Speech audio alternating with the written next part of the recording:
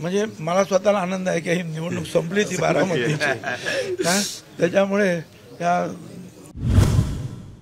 यांचे पण आशीर्वाद मागा हे लोक बरोबर हे आता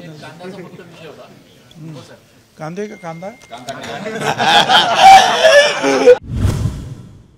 आमची काही पहिली भेट नाही, अनेक वेळा भेट झालेली आहे आणि आपण सगळ्यांनी पाहिलं असेल ज्या दिवशी त्यांचा अर्ज आपण दाखल केला त्या दिवशी पूर्ण त्यांच्या प्रचार मिरवणुकीमध्ये मी होतोच, फॉर्म भरताना सुद्धा होतो. परंतु आता एक उमेदवाराचा जे एक थोडंसं अशी एक प्रथा आहे की काही वेगवेगळ्या पक्षाच्या लोकांना कार्यालयामध्ये जाऊन भेटी देणं, त्याप्रमाणे ते आलेले होते आणि आमचे सगळे कार्यकर्ते जे आहेत, जिल्हाध्यक्ष, शहराध्यक्ष, महिला, युवा वगैरे सगळे मागासवर्गीय जे आमचे जे काही फ्रंटल ऑर्गनायझेशन्स आहेत ते सगळे लोक होते, युवक वगैरे. आणि कामाला सुरुवात झालेली आहे आणि आता प्रचाराचा वेग आता वाढेल. पण आपण प्रचारात सहभागी होत नाही असं म्हटलं जातं आणि नाराज आहात असं म्हटलं जातं, त्यामुळे कुठे आता मी चाललो येवल्यामध्ये, मीटिंगच आहे माझी भारतीताईसाठी. आता मी काय तो आता हे यांच्याबरोबर का प्रत्येक ठिकाणी मी नाही जाऊ शकणार ना. काय नाही, आमचे कार्यकर्ते जिथे बोलवलं तिथे जाणार मी.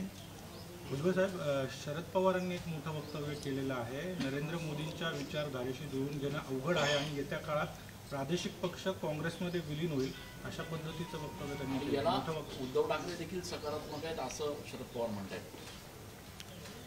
मी त्यांचं खरोखर म्हणजे काय वक्तव्य आहे ते मी काय स्वतः ऐकलेलं नाही, पण त्यांना असं वाटत असावं की वेगळं काहीतरी, म्हणजे आता नाहीतरी त्याने ती इंडिया किंवा काही ती एक फ्रंट उघडलेली आहेच काय.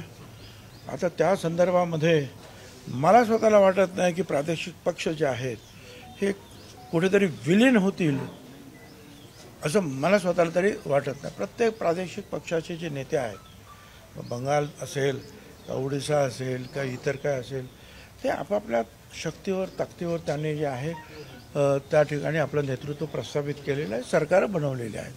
पण साहेबांची जे आहे त्यांचा अनुभव मोठा आहे पवारसाहेबांचा, आणि संपूर्ण देशामध्ये काय चालतं ते अनेक नेत्यांशी बोलत असतात. त्याच्यामुळे काय त्यांनी वक्तव्य केलं असेल, त्यांच्या स्वतःच्या पक्षाबद्दल तर ते संकेत देत नसतील, मला कल्पना नाही ते काय म्हणाले. म्हणून तर म्हटलं ते काय म्हणाले, काय नक्की काय, आणि ते म्हणतात त्यावेळेला काय अर्थ त्याचा काढायचा तो प्रत्येकजण आपापल्या पद्धतीनं काढत असतो.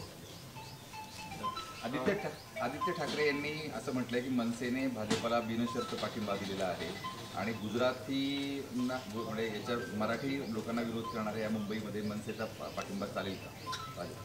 आता मी आदित्य ठाकरे काय म्हणत त्याच्यावर मी काय कॉमेंट करणार, कोण काय काय बोलतो. तुम्ही साहेबांबद्दल जे आहे ते जनरल असो, राजकीय चित्र काहीतरी वेगळं होणार असा प्रकार तो होतो म्हणून त्याच्यावर बोल. बाकी आता प्रत्येकजण जे आहे हे कलगीतुरा अजून थोडे दिवस सुरू राहणार आहे. हा एक जण बोलणार, ते एक जण. तरी आता बरं झालं बारामतीची निवडणूक संपल्यामुळे काय म्हणजे मला स्वतःला आनंद आहे की ही निवडणूक संपली ती बारामतीची त्याच्यामुळे हे जे चाललं होतं बरेच दिवस थोडं आता नक्की थांबेल. कलगीतुरा म्हणा काय म्हणा तो आता. संभाजीनगरमध्ये ईव्हीएम मशीन हॅक करण्यासाठी अंबादास दानवेंनी एकाला काम दिलं होतं, तो पकडला गेला, अशा पद्धतीच्या बातम्या येत आहेत. माहीत नाही मला, आता काय बातम्याच आहे ना, त्या बातम्यावर कोणी शिक्कामोर्तब करायचं ते मला काय कल्पना. तुम्ही काय बघितलं का, तुम्ही काय पाहिलं का, असेल तर तुम्ही तुमचे ते येतच आहे, तुम्ही ते आम्हाला काय विचारत नाही तुम्ही आपल्याला काय बोलायचं. अरे लोकांचे आशीर्वाद तर मागा, यांचे पण आशीर्वाद मागा, हे लोक बरोबर आता कांदे का कांदा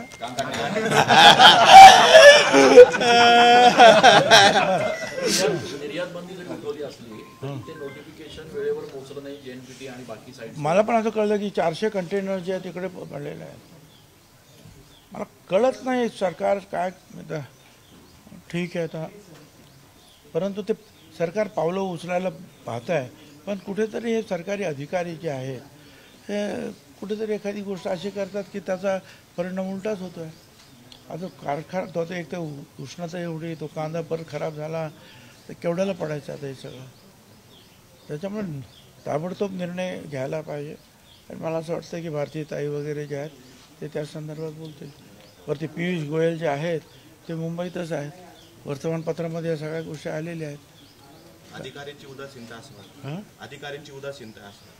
मला काही कळत नाही ना. अनेक वेळेला जे आहे एक काम करतात, हे काम सोडतात. बरं, आचारसंहिता असल्यामुळे मंत्रीसुद्धा त्याच्यामध्ये जास्त मजबूतीनं बोलू शकत नाहीत. ही सगळी अडचण असते. पण मला असं वाटतं की आता तुम्ही ज्या पद्धतीने त्याला उजाळा दिलेला आहे, सुटेल आज हा प्रश्न. हां, भुजबळ साहेबांना आपण भेटायला आलेला आहात. भुजबळ साहेबांची आपण भेट घेतलेली आहे. एकूणच भुजबळ साहेबांनी आपल्यासोबत प्रचारात सक्रिय व्हावं अशी काय आपण विनंती केली आहे का, आणि किती फरक पडेल, येणाऱ्या दिवसाचं काय प्लॅनिंग आहे तुमचं? महायुतीचे भुजबळ साहेब ज्येष्ठ नेते आहेत आणि म्हणून आज आपण त्यांची भेट घेऊन आपल्या सर्वच महायुतीच्या सर्वच जे मित्रपक्ष आहेत अशा सर्वच मित्रपक्षांच्या नेत्यांशी भेटून त्यांनी त्यांचे सर्वच पदाधिकाऱ्यांनी त्या ठिकाणी सहभागी व्हावं यासाठी आपण विनंती केलेली आणि त्यांनी तशा सूचना सर्व पदाधिकाऱ्यांनी त्या ठिकाणी केल्यात. मुख्यमंत्री देखील आज येत आहेत, काही बैठका आहेत. एकूणच कशा पद्धतीचं वातावरण बघायला मिळतंय, कारण तो उशीर झाला असला तरी आता काय कसं कोपअप करताय आपण सगळं? मला असं वाटतं का जरी वेळ कमी असला तर आपण या अगोदर विद्यमान खासदार म्हणून जनतेपर्यंत गेली 10 वर्षापासून आहोत. आचारसंहितेच्या अगोदर देखील आपण विकास कामांच्या माध्यमातून संपूर्ण लोकसभा मतदारसंघामध्ये फिरून आलो होतो आणि म्हणून प्रचार महायुतीचं या ठिकाणी राष्ट्रवादी, भाजप, शिवसेना, मनसे आणि RPI यांची ताकद देखील मोठी आहे आणि सर्वांनी एकत्रित काम केलं तर निश्चित मला असं वाटतं का त्या ठिकाणी यश मिळेल. सक्रिय झाल्यानंतर साधारण किती ताकद तुम्हाला नाशिकमध्ये मिळेल, काय अपेक्षा आहे का सगळं? मला असं वाटतं का भुजबळ साहेबांच्या सहभागी झाल्यानं निश्चितच एक मोठी ताकद आता या महायुतीला या ठिकाणी मिळालेली आणि आमचा विजय हा निश्चित त्या ठिकाणी सोपा होईल. काही जाहीर सभा वगैरे घेणार आहेत नाशिक लोकसभा मतदारसंघात? निश्चितच साहेब म्हणजे ज्या ज्या ठिकाणी त्यांना सांगितलं जाईल तर मला असं वाटतं की निश्चित त्या ठिकाणी ते सभा घेतील.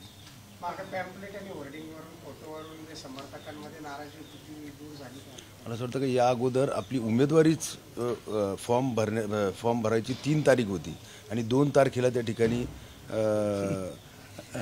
उमेदवारी दिली आणि फक्त 1 दिवसामध्ये काय करणार आणि म्हणून त्याच्या अगोदर आपल्यालाही माहीत नव्हतं का कोणाची उमेदवारी जाहीर होईल. कुठल्या एखाद्या उमेदवाराला सगळ्याच गोष्टी बघणं जे आहे शक्य होत नाही. आणि सहसा विधानसभा वॉर्ड कोण कुठे काय करतं, कोण कुठे काय. 2 निवडणुका आपण एकमेकांसमोर लढला आहात, आपण दोघंही आज आपण एकत्र आहात. ताकद निश्चितपणे वाढेल असं वाटतंय का? उमेदवाराच्या पाठीशी आपण पूर्णपणे ताकदीने? 100% राष्ट्रवादी जे आहे ही त्यांच्या पाठीमागे मजबूतीनं उभे राहील काय. आणि मोदी साहेबांचे हात बळकट करण्याकरता आम्ही त्या जिल्ह्यातले तिन्ही जे आहेत खासदार निश्चितपणे पाठवणार. शांतिगिरी महाराज यांनी देखील अपक्ष उमेदवारी अर्ज भरलाय. कुठेतरी हिंदुत्वाची जी मतं आहेत ते डिवाइड होतील अशी चर्चा शहरात आहे, त्यावर काय आपण? तो प्रश्न त्यांच्यासाठी आहे.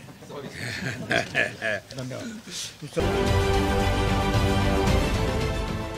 देश विदेशातील प्रत्येक घडामोडींचे लाईव्ह अपडेट मिळवण्यासाठी आता साम टीव्हीच्या सर्व सोशल मीडिया प्लॅटफॉर्मला लाईक, फॉलो आणि सबस्क्राईब करा. तसंच सर्व नोटिफिकेशनसाठी बेल आयकॉन प्रेस करायला विसरू नका.